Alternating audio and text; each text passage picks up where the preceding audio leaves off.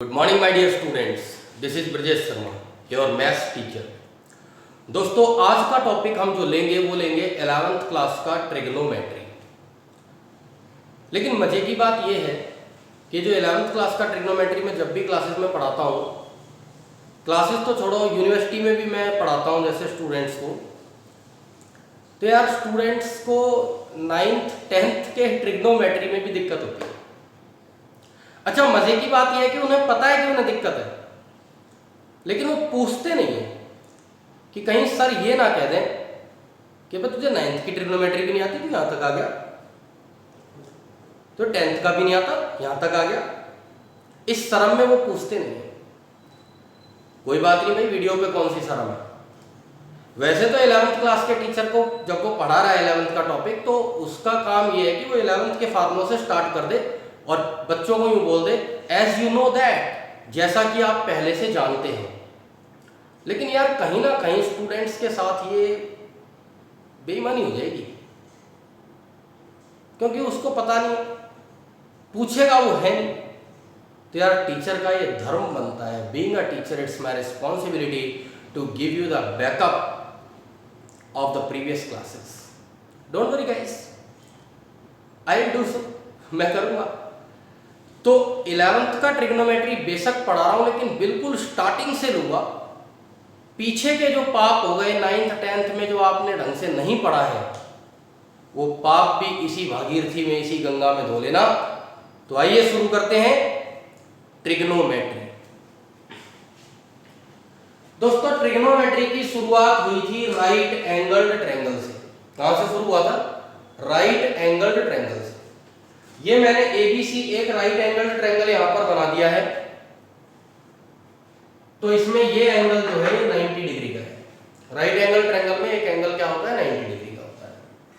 ये मैंने थीटा ले लिया।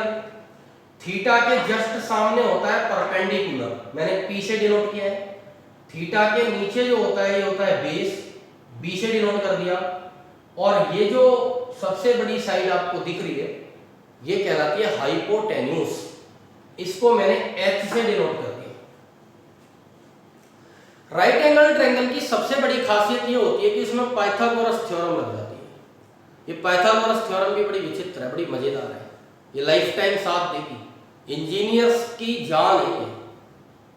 बड़े बड़े निर्माण, बड़े बड़े भवन, बड़ी बड़ी इमारतें ये पाइथागोरस ने खड़ी करवाई है।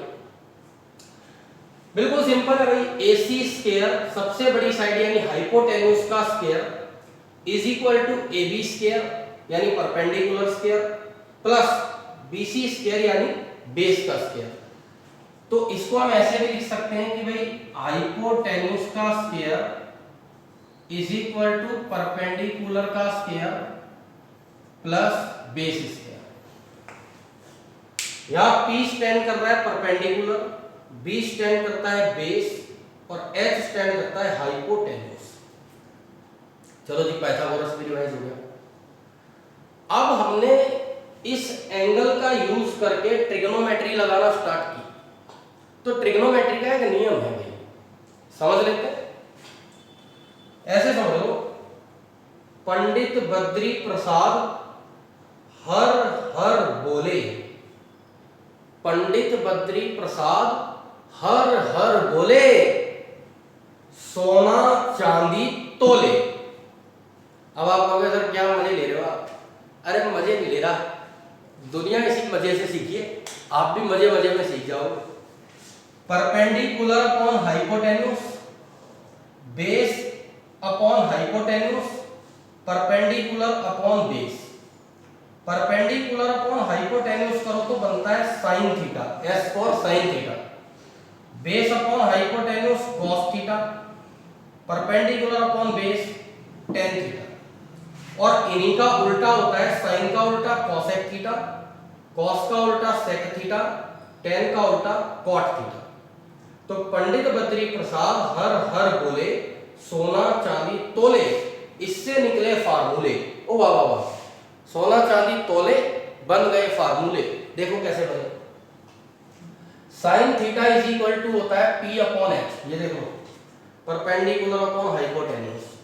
कॉस थीटा होता है base upon hypotenuse, tan theta perpendicular upon base, cosec theta उल्टा हो गया इसका, hypotenuse upon perpendicular, sec theta cos का उल्टा, hypotenuse upon base, cot theta tan का उल्टा, बेस अपॉन परपेंडिकुलर। अब हमने एक फार्मूला और पढ़ा था कि जो टेन थीटा है वो इक्वल टू होता है sign theta upon cos theta के। भाई क्यों होता है? देखो साइन थीटा होता है P अपॉन एच, रख दो, कॉस थीटा होता है B अपॉन एच, रख दो। इसके बाद क्या होगा, ये H से H कट गया, बचा P अपॉन B। अब P अपॉन B किसके इक्वल होता है? टेन थीटा के। इसीलिए sine theta upon cos theta करने पर टेन थीटा आता है। ठीक है भाई। Cot theta is equal to होता है cos theta upon sine theta. क्यों होता है जरा समझा दें। कॉस थीटा की वैल्यू रख दो B अपॉन एच, कहा गया। साइन थीटा की जगह रख दो P अपॉन एच, H से H को उड़ा दो इसे, बचा B upon P। B upon P किसके इक्वल है भाई? Cot theta. ओके। अच्छा एक चीज हम पहले वैसे बता चुके हैं, फिर बता देते हैं भाई। Sine theta is equal to होता है 1 बाय कोसेक थीटा। कोसेक का उल्टा साइन होता है, साइन का उल्टा कोसेक, वाइस वर्सा होता है। कॉस का theta is equal to 1 by sec theta, tan theta is equal to 1 by cot theta, cosec theta is equal to 1 by sine theta, उल्टा हो गया ना। Sec theta is equal to 1 by cos theta, cot theta is equal to 1 by tan theta. ये भी पता होना चाहिए, यहीं से निकले सब पंडित बद्री प्रसाद से, पंडित जी ने बड़ा ज्ञान दिया है। आगे देखिए, तीन बेसिक आइडेंटिटीज हमेशा याद रखना, जिंदगी भर खून में मिल जानी चाहिए आपके। अगर कभी चोट लग जाए तो खून ना निकले, sine square theta plus cos square theta निकले वहां से, ऐसे याद करना। तो basic identities, sine square theta plus cos square theta is equal to होता है 1, 1 plus tan square theta is equal to होता है sec square theta minus 1, 1 plus cot square theta is equal to होता है कोसेक स्क्वायर थीटा माइनस 1। तो ये तो दिया मैंने थोड़ा बेसिक। अब इस बेसिक के बाद हम आ जाते हैं 11th क्लास के ट्रिग्नोमेट्री पर। बने रहिए मेरे साथ, वीडियो को अंत तक देखें, पूरा देखें। देखो बेटा, ये 11th क्लास का जो ट्रिग्नोमेट्री है, इसमें सबसे पहले हम सीखेंगे मेजरमेंट ऑफ एंगल। मैंने ब्रैकेट में लिख दिया थीटा, क्योंकि एंगल को थीटा से डिनोट करते हैं हम लोग। तो मेजरमेंट का मतलब होता है मापना, किसी भी चीज को मापना।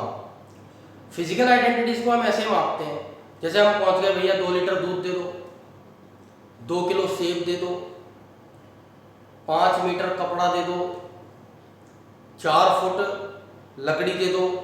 तो आप देख रहे हैं हर चीज का मापने का तरीका अलग है। जैसे लिक्विड है तो लीटर्स में माप रहे हैं, क्लॉथ है तो मीटर्स में माप रहे हैं, ऐसे।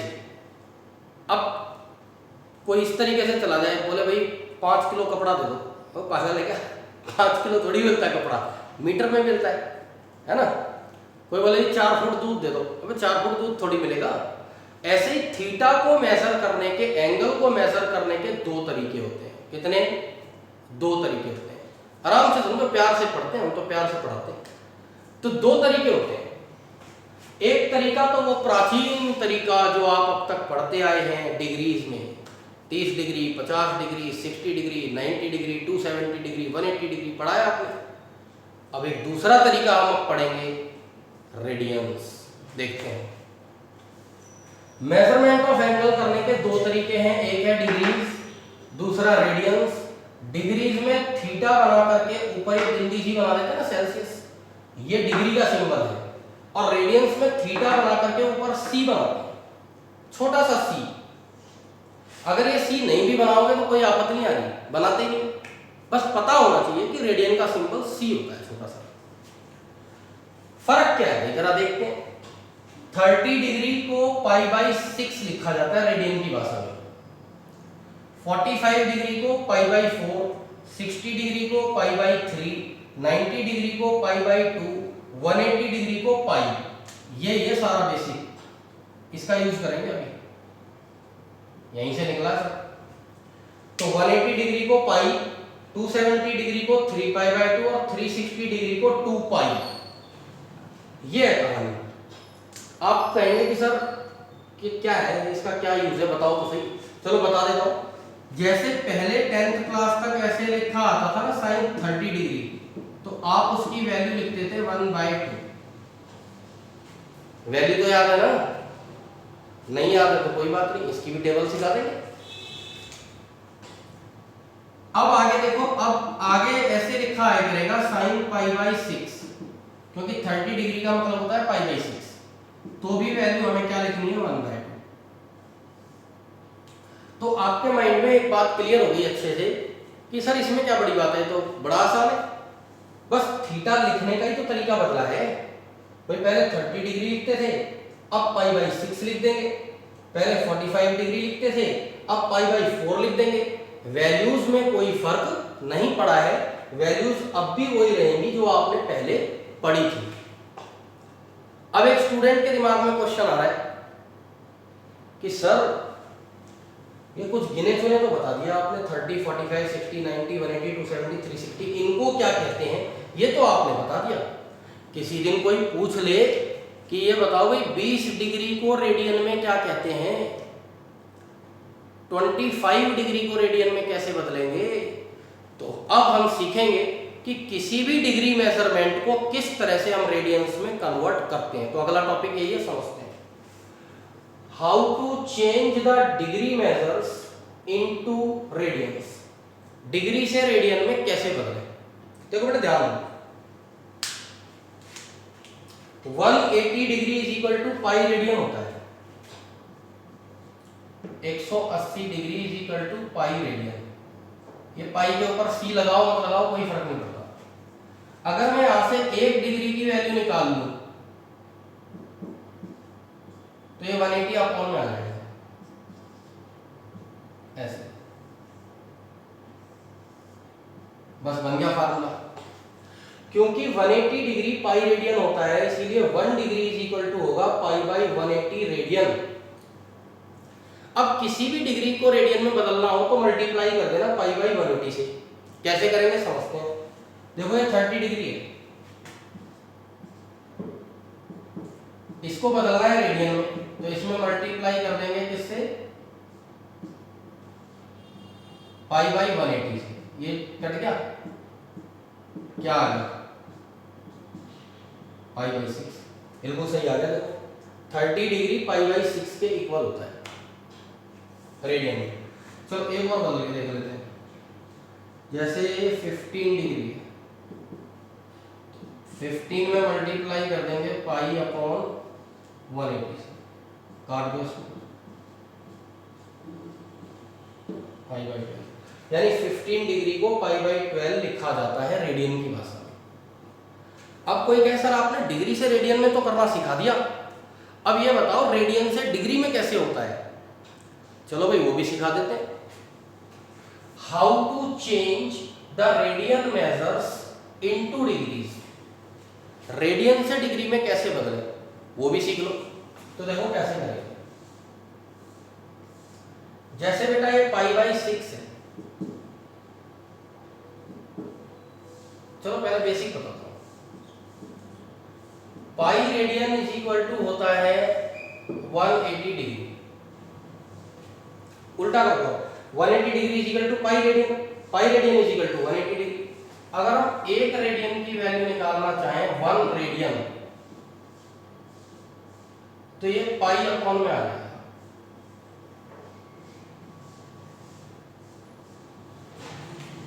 बस फार्मूला तैयार।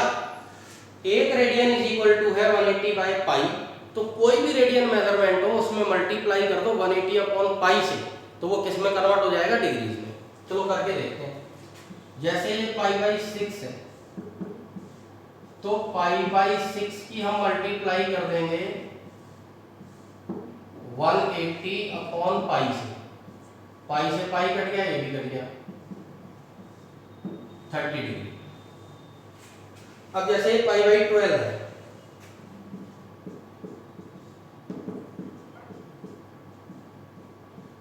तो π/12 की मल्टीप्लाई हम करेंगे 180 अपॉन पाई से पाई कट गया,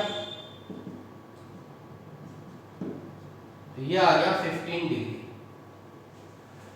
तो आप क्या सीखे हो भाई कि मेजरमेंट ऑफ एंगल के दो तरीके हैं, एक डिग्री एक रेडियन। डिग्री से रेडियन में करना हो पाई बाई 180 से मल्टीप्लाई कर दो, और अगर रेडियन से डिग्री में करना हो तो 180 अपॉन पाई से मल्टीप्लाई कर दो। आई होप ये भी टॉपिक क्लियर हो गया होगा। चलिए अगला टॉपिक लेते हैं। आइए अब सीखते हैं ट्रिग्नोमेट्रिक टेबल। बेटा 0 degree, 30 degree, 45 degree, 60 degree, 90 degree, in degree angles के वैल्यूज हम लोगों को पहले से पता है। ये टेबल हम लोगों ने 9th क्लास 10th क्लास में भी यूज किया है। इसी टेबल का यूज हम लोग 11th स्टैंडर्ड में और इससे आगे भी करेंगे, लाइफ टाइम यूज होगा। लेकिन अब एंगल डिग्री की जगह कई स्थानों पर आपको रेडियंस में मिलेंगे। तो देखिए एक बार टेबल को नए तरीके से। सबसे पहले थीटा डिग्रीज में लिखा हुआ है 0 degree, 30 degree, 45 degree, 60 degree, 90 degree. इसके बाद थीटा रेडियंस में लिखा हुआ है। जैसा कि मैंने आपको बताया था कि 0 डिग्री को बोलते हैं 0 रेडियन, 30 डिग्री को पाई बाई 6, 45 डिग्री को पाई बाई 4, 60 डिग्री को पाई बाई 3 और 90 डिग्री को रेडियन की भाषा में पाई बाई 2 बोलते हैं। वैल्यूज पर कोई फर्क नहीं पड़ेगा, जस्ट आपको एंगल पता होना चाहिए कि डिग्री में और रेडियन में क्या कहा जाता है। साइन थीटा में देखो 0 की वैल्यू होगी 0, पाई बाई 6 की 1/2, पाई बाई 4 पे 1/√2, साइन पाई बाई 3 की वैल्यू √3/2, साइन पाई बाई 2 की वैल्यू 1। ये इनके डिग्री मेजर्स और रेडियन मेजर्स में वैल्यू सेम रहती है। जब cos थीटा आएगा तो आपको पता है कि ये वैल्यू पलट जाती है। 0 पर 1, cos पाई बाई 6 पर √3/2, cos पाई बाई 4 पर 1/√2, cos पाई बाई 3 पर 1/2 और cos पाई बाई 2 की वैल्यू होती है 0। हमें पता है कि sin theta upon cos theta करने पर आता है tan थीटा। तो अगर हम sin की वैल्यू को cos की वैल्यू से डिवाइड कर देंगे तो tan की वैल्यू आ जाएगी। तो करके देखिए 0/1 0, 1/√2 को √3/2 से डिवाइड करेंगे 1/√3, इसको डिवाइड करेंगे इससे 1, √3/2 को 1/2 से करेंगे तो बचेगा √3। लेकिन 1 को अगर 0 से डिवाइड करेंगे तो 0 से जो डिवाइड है वो अपरिभाषित है, जिसकी कोई डेफिनेशन नहीं है। इसीलिए मैंने लिखा है नॉट डिफाइंड। कई लोग यहाँ पर इन्फिनिटी का सिंबल भी बना देते हैं, इसलिए क्योंकि इन्फिनिटी भी नॉट डिफाइंड होता है। आप भी बना सकते हैं, लेकिन नॉट डिफाइंड लिखना ज्यादा बेहतर है। आगे देखिए कोसेक थीटा साइन का उल्टा होता है, तो फिर वही 1/0 करेंगे तो नॉट डिफाइंड, 1/2 का उल्टा 2, इसका रेसिप्रोकल √2, इसका रेसिप्रोकल 2/√3, 1 का रेसिप्रोकल 1 होता है। सेक थीटा कॉस का उल्टा होता है, इसको रेसिप्रोकल करेंगे तो 1, इसका उल्टा 2/√3, 1/√2 का उल्टा करेंगे √2, 1/2 का रेसिप्रोकल 2 और 0 का फिर वही 0 से divide not defined. cot theta tan का उल्टा हो जाएगा, यानी 1/0 नॉट डिफाइंड, 1/√3 का रेसिप्रोकल √3, 1 का रेसिप्रोकल 1, इसका रेसिप्रोकल 1/√3 और नॉट डिफाइंड यानी 1/0 को उल्टा कर देंगे तो वो हो जाएगा 0। तो दोस्तों पहले लेक्चर में मैंने आपको बेसिक ट्रिग्नोमेट्री का बताया है जो 9-10 से रिलेटेड था। अगले लेक्चर के अंदर 11th क्लास के ट्रिग्नोमेट्री को पूरा ढंग से समझेंगे। चैनल को अच्छे से ध्यान से समझिए, सब्सक्राइब करिए और वीडियोस पर कमेंट्स दीजिए। अगर किसी तरह की कोई प्रॉब्लम आती है तो कमेंट सेक्शन में लिखिए, उसको अच्छे से अच्छे सरल से सरल ढंग से आपको समझाने का प्रयास किया जाएगा। जय श्री कृष्ण।